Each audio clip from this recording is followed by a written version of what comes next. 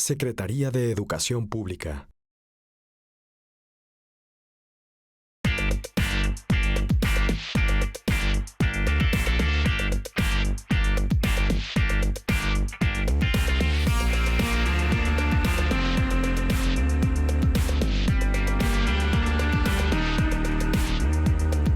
Reconocido y galardonado doctor y docente de la UNAM, ingeniero mecánico eléctrico y especialista en el diseño para ensamble. Interesado por el bienestar común, busca ayudar a las personas a través de sus conocimientos y sus labores científicas. Acompáñenme a conocer en corto a Jesús Manuel Dorador González, un hombre al que su curiosidad lo llevó a encontrar su vocación desde una muy temprana edad. La docencia es una forma de vida. Es una vocación, es transmitir lo que uno sabe, lo que uno siente, lo que uno piensa a los alumnos. El chiste es transmitir ese gusto, ese cariño, esa trascendencia que tiene el conocimiento a los alumnos. Para mí eso es la docencia y es lo que me motiva a seguir siendo docente. Jesús Manuel Dorador González nació el 31 de diciembre de 1966 en Durango. Proviene de una familia de abogados y es el mayor de 5 hermanos. Cursó toda su educación básica en el Colegio de Maristas en el CUM. Su pasión y su curiosidad por saber cómo funcionan las cosas lo llevaron a estudiar Ingeniería Mecánica Eléctrica a la Facultad de Ingeniería de la UNAM. En su alma mater, realizó también un diplomado de automatización industrial, así como la maestría en Ingeniería Mecánica. Además, cuenta con un doctorado en el área de diseño para ensamble de la Universidad de Loughborough en Inglaterra. En 2006 recibió la distinción Universidad Nacional para Jóvenes Académicos en Docencia en Ciencias Exactas. Participó en la creación de la licenciatura, maestría y doctorado en Ingeniería Mecatrónica, Sistemas Biomédicos y del Centro de Ingeniería Avanzada. Ha realizado proyectos de investigación y tecnología y destaca su labor en áreas de diseño de prótesis y diseño para ensamble. Fue presidente de la Sociedad Mexicana de Ingeniería Mecánica de 2006 al 2008 y actualmente es jefe del Departamento de Ingeniería en Sistemas Biomédicos y profesor en la Facultad de Ingeniería de la UNAM. Estando yo en primero o segundo de primaria, mis amigos ya me decían el ingeniero, porque yo desde muy pequeño supe que quería ser ingeniero y además ingeniero mecánico. Es curioso, pero a mí siempre me interesó saber cómo funcionaban las cosas, de qué estaban hechas, cómo podían hacerse. Siempre me gustaron mucho los coches, entonces siendo niño yo no quería ser policía o bombero o cosa por el estilo, yo quería ser ingeniero mecánico. Pero ¿cómo fue que se despertó el entusiasmo de un niño por la ingeniería mecánica? O mejor dicho, ¿quién la detonó? Y un tío era ingeniero mecánico, él trabajaba en una empresa automotriz muy grande y siempre me interesó mucho lo que le estaba haciendo. Este tío, que era primo de mi mamá, nos platicaba qué era lo que hacía, nos regalaba algunos modelitos de los coches que iban a producir en la empresa. Entonces era algo fantástico, que parecía un sueño, eran cosas así como muy interesantes. Ya empezaba la automatización en aquel entonces. Es algo que siempre me gustó mucho. El movimiento de las cosas, cómo funciona, cómo puede ser que si yo aprieto un botoncito, un cochecito se mueva para un lado o se mueva para el otro. Claro, en aquel entonces eran cochecitos no a control remoto, sino con su cablecito. Habría que destapar el cochecito, había que desarmarlo. Era mucho más fácil desarmarlo que armarlo, por supuesto, y adentro tenía motorcitos. Entonces, de ahí empieza todo este proceso de curiosidad de cómo funcionan las cosas, por qué son así, cómo podrían ser las cosas, y esto sigue avanzando. Más adelante veremos cómo Jesús Manuel Dorador se enfrentó al que era su gran martirio, y no solo de él, sino el de muchos niños y adolescentes en México. Sus planes se caerían si fallaba.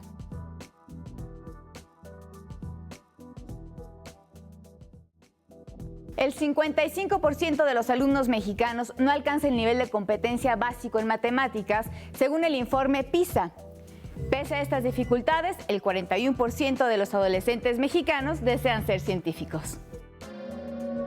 Tuve un problema en la cuestión de matemáticas, nunca se me hicieron fáciles, nunca me fascinaron las matemáticas, pero con la mira hacia la ingeniería, pues había que echarle ganas a las matemáticas, porque no había otro remedio. Platiqué yo con los profesores de matemáticas de secundaria, de prepa. Decía, oiga, profe, es que yo quiero ser ingeniero. Me decía, no, Dorador, tú estás perdido, tú nunca vas a ser ingeniero porque no se te dan las matemáticas. Bueno, afortunadamente perseveré al punto de la necedad y aquí estoy, sí se puede ser ingeniero, aunque las matemáticas se dificulten un poco. El chiste es, y eso para todos los que nos escuchan y les interesa esto, el chiste es entender cómo funcionan. Cuando a uno le cae el 20, cuando uno se da cuenta qué es lo que está sucediendo, todo el camino se aclara y como que la vida se ve de colores otra vez. Entonces sí se puede. Además de tener unas matemáticas fuertes para ser ingeniero, ¿qué otras cualidades, conocimientos, habilidades se necesitan? Conocimientos sólidos de matemáticas, física, pero también una dosis generosa de cultura general. El trabajo de ingeniería es un trabajo interdisciplinario, multidisciplinario, en ocasiones transdisciplinario, porque ya no es nada más ingeniería, sino que tiene que mezclarse con muchas otras áreas y, por supuesto, saber expresarse y saber hablar con profesionistas con una formación totalmente distinta. Hay que saber entendernos, sabernos comunicar con otros. Y en las cuestiones personales, tener esa inquietud, esa curiosidad de cómo son las cosas, por qué son así y por qué no son de otra manera. ¿Cómo podría ser para mejorar esto? ¿Alguna experiencia que te haya tocado inter o transdisciplinaria que recuerdes ahorita como que te haya marcado más? El haber conocido a personas ciegas y trabajar con ellos en uno de mis primeros proyectos, que fue el diseño de una impresora de código braille para personas ciegas, el trabajar con ellos, el darse cuenta que son personas que sí tienen una discapacidad, pero no son discapacitados, que es un concepto muy interesante. Tienen la discapacidad puesto que no ven, pero no son discapacitados, son personas completas, capaces de todo lo que se propongan y más. Trabajar junto con ellos es algo que marca y es algo que fue también definiendo las líneas de trabajo que yo fui siguiendo, tanto en la licenciatura como después en la maestría y en el doctorado. Ajá, he visto que, bueno, por lo que he leído, que ha habido un interés también en las cuestiones biomédicas. El interés por los proyectos en el área biomédica surge desde el momento en que, como jefe del Departamento de Ingeniería Mecatrónica, cuando inició la carrera, necesitaba yo encontrar un proyecto eje para el departamento. Y la decisión que yo tomé en aquel entonces fue trabajar en el área de diseño de prótesis. No sabíamos ni qué era una prótesis, hubo que empezar a entender todo desde ahí. ¿Qué es una prótesis? ¿Cuándo se requiere una prótesis? ¿Cuáles son los niveles de amputación? ¿Cuáles son las causas? En fin, todo lo que hay detrás de las necesidades de la persona amputada.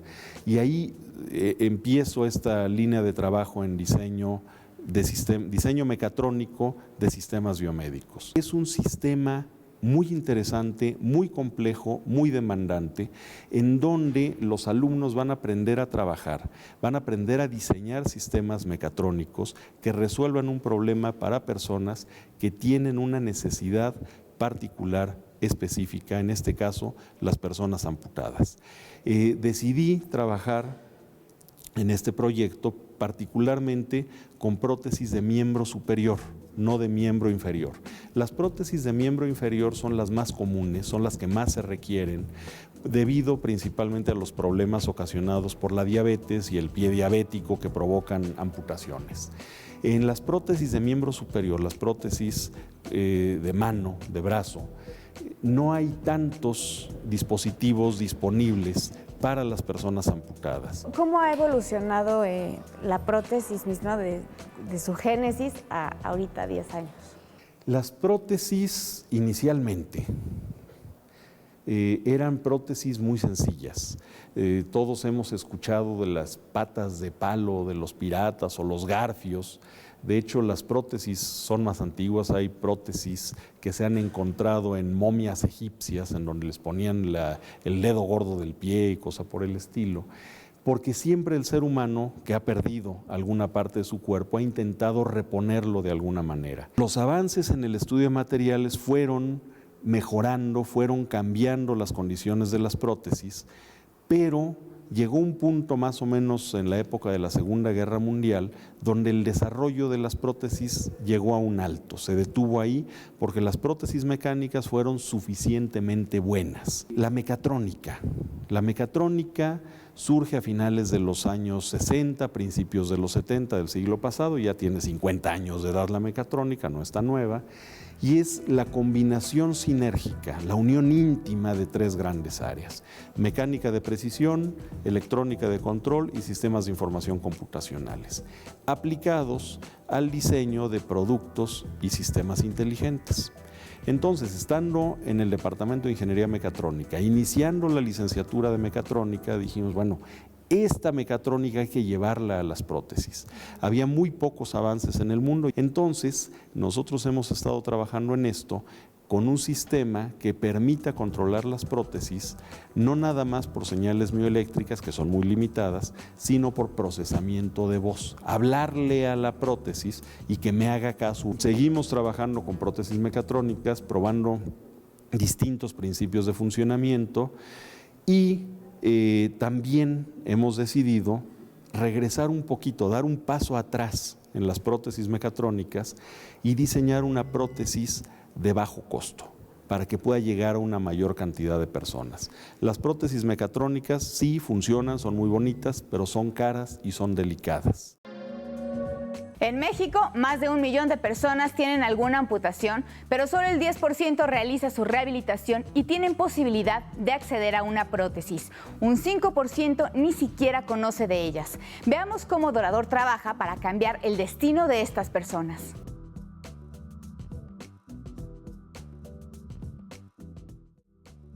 El futuro de la medicina va de la mano con la tecnología. Es así que Dorador va tras un objetivo: combinar la funcionalidad de la mecatrónica para lograr una prótesis barata y fácil de usar para las personas discapacitadas.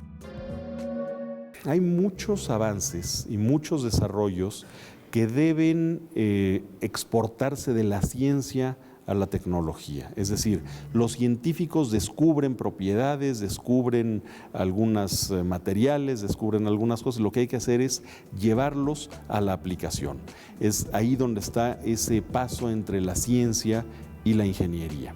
Y eso es algo de lo que estamos buscando. ¿Cuánto tiempo puede pasar de un descubrimiento, de un avance científico a que sea aplicable en ingeniería? Depende muchísimo de la cantidad de personas y de recursos con los que cuenten y estén trabajando en ellos, pero hay algunos desarrollos que tal vez en menos de 10 años ya se puedan estar viendo aplicados en la vida diaria. En el caso de las prótesis, nosotros estamos trabajando con el laboratorio de Biomems de la UNAM en estos sistemitas para actuar. Otro de los desarrollos que tenemos, que es un sistema de socket autoajustable para prótesis de miembro inferior. Estos sensores podrán decirnos cómo está el contacto entre el muñón de la persona y su prótesis y su socket para asegurar que no le vayamos a estar ejerciendo demasiada presión. El socket no es la articulación, es el hueco donde se mete el muñón de la persona. Entonces, en ese hueco donde se va a meter el miembro residual, el muñón de la persona, ¿qué sucede si no le queda bien, si lo siente flojo? Más o menos sería una analogía andar con un zapato desamarrado. Uno siente que se le va a salir y empieza a caminar mal. Entonces es un gran problema que había que resolver y lo resolvimos con el socket ajustable. ¿Llevas 6 patentes? 6 patentes. Platícanos de ellas, por favor. A ver, el asunto de las patentes es muy interesante porque en nuestro país, en México, tristemente no estamos acostumbrados a proteger lo que creamos. No patentamos. En el proyecto de prótesis Tengo varias patentes, está el socket ajustable, el socket autoajustable, está una ortoprótesis para personas que tienen el brazo pero no tienen control sobre él. Otras patentes que tengo están en el área de cuestiones de docencia en medicina veterinaria, en donde trabajamos junto con una profesora de ingeniería mecatrónica y un grupo de alumnos en hacer simuladores para que los alumnos de veterinaria aprendieran a manejar problemas y cuestiones fisiológicas de las vacas. El primero de estos es para detectar el ciclo estral de la vaca, es decir, si la vaca está lista o no para quedar preñada. Entonces, lo que hacen los alumnos de veterinaria es van con la vaca viva, meten la mano dentro de la vaca y palpan los folículos para ver si los ovarios están listos y ya están produciendo los óvulos para poder quedar embarazada la vaca. Eso es una cosa muy complicada, con el problema adicional de que al palpar los folículos, si lo palpa muy suavemente, no siente nada. Si lo palpa demasiado fuerte, rompe el folículo y desgracia ese óvulo. Y se hizo un simulador en donde en la parte interna tiene 5 folículos artificiales en distintas etapas de crecimiento. Y la vaca mecatrónica, como le decimos, nuestra vaca mecatrónica, cambia la posición de esos folículos en forma automática y el alumno tiene que meter la mano, palpar como si fuera una vaca real y decir en qué estado de crecimiento está. Y la vaca, el sistema mecatrónico, le dice si es correcto o no lo que está diciendo. Entonces, con esto se evitan muchísimos problemas. Otra tiene que ver con el sistema de intubación de una vaca. Como sabemos, la vaca tiene 4 estómagos. Entonces, ¿a dónde voy a intubar? ¿Para dónde voy a meter la sonda? ¿Cómo le hago? Ese es otro sistema que nos permite saber para dónde está.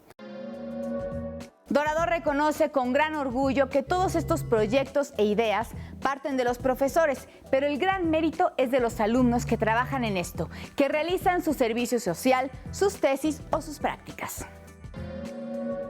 Las satisfacciones son muchas, es difícil poner cuáles son las mayores o las más importantes, pero podría yo decir que la mirada de ilusión, de entusiasmo de los alumnos, cuando están aprendiendo a diseñar, cuando ven que esos conocimientos que les ha tomado 4, 5, a veces más años reunir para ser ingenieros, sirven de algo, les sirven a alguien.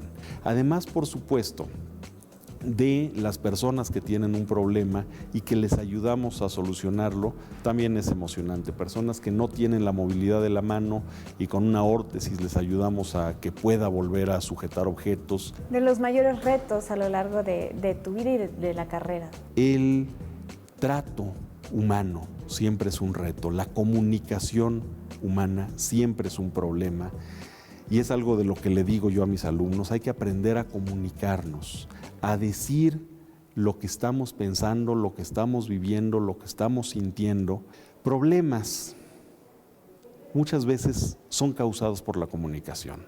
Si uno no se sabe comunicar o comunica las cosas en forma incorrecta, va a causar y va a causarse un problema. En ocasiones hay personas que nos decepcionan, pero se sigue adelante, se trabaja y listo. ¿A qué edad empezaste a dar clases? Empecé prácticamente al terminar la licenciatura. Empecé yo a impartir clases primero de laboratorio de manufactura, después de dibujo mecánico e industrial, y ahí fui pasando a algunas otras asignaturas.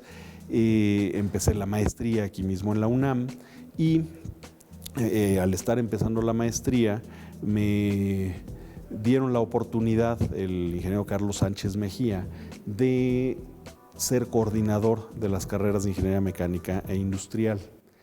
Entonces, pues estando yo en la maestría casi recién egresado, ya tenía yo la responsabilidad de mecánica industrial, que fue un trabajo muy bonito porque es la atención directa a los alumnos, ayudarle a resolver sus dudas, sus problemas, inquietudes. y además me tocó la responsabilidad de la revisión de los planes de estudio de ingeniería mecánica e ingeniería industrial.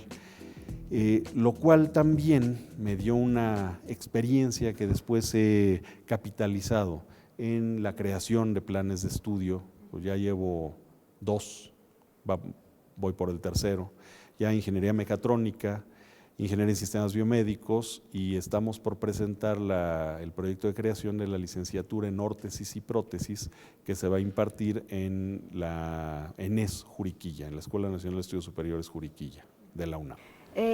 ¿Alguna experiencia que me quieras compartir de tu doctorado en Inglaterra?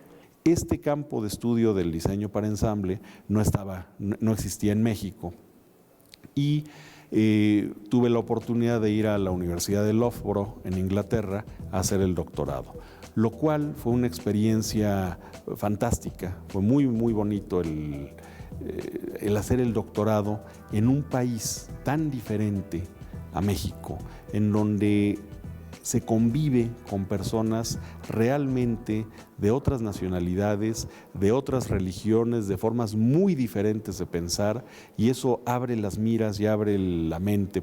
Y tuve yo además la oportunidad de, estando ya en Inglaterra, venir por mi novia, casarnos e irnos a empezar nuestra vida allá en Inglaterra. Entonces eso también es un recuerdo muy bonito. Ingeniería mecatrónica empezó en la UNAM hace 30 años prácticamente. Fue el primer departamento de mecatrónica en México, lo fundó el maestro en aquel entonces, Víctor González Villela. Cuando yo regreso del doctorado, Víctor se iba a hacer el suyo también a Inglaterra y me pasa la estafeta, y ahí me toca todo el proceso de creación de la licenciatura, lo cual es muy interesante porque crear una licenciatura en la UNAM es muy complejo. Son procesos muy largos, muy bien pensados, muy cuidadosos. Prácticamente crear ingeniería mecatrónica le tomó a Víctor 8 años, otros 2 a mí, son 10 años los que tomó la creación de la carrera, ahora muy exitosa. ¿Cómo ves el avance tecnológico, y en específico de tu área, que es mecatrónica, de México en comparación con el mundo? Hablando de ingeniería mecatrónica, hablando de las aplicaciones en sistemas biomédicos, podemos decir que México está muy cerca de la punta del conocimiento, puesto que trabajamos junto con, no para, sino junto con los que están en esa frontera. Hombro con hombro podemos trabajar con ellos. Entonces estamos muy bien. Lo que necesitamos es seguir haciéndolo y no detenernos. Algo un poco que hemos platicado es transmitirle a todos los que nos están viendo que no hay que claudicar, hay que ser perseverantes, hay que ser a veces necios, pero siempre buscar los objetivos que uno se ha planteado. Eso es lo que tenemos que hacer, no dejarnos, sino creer que podemos, creer en nosotros mismos, porque sí se puede y sí podemos hacer las cosas y hacerlas también como cualquier otro. Él es Jesús Manuel Dorador, ingeniero en mecatrónica, un docente, investigador y académico que ha dejado una importante huella tanto en sus alumnos como en la vida de muchas personas gracias a su trabajo creativo. Le agradezco mucho su compañía y le invito a nuestra próxima emisión de En Corto, donde le presentaremos a otro mexicano destacado.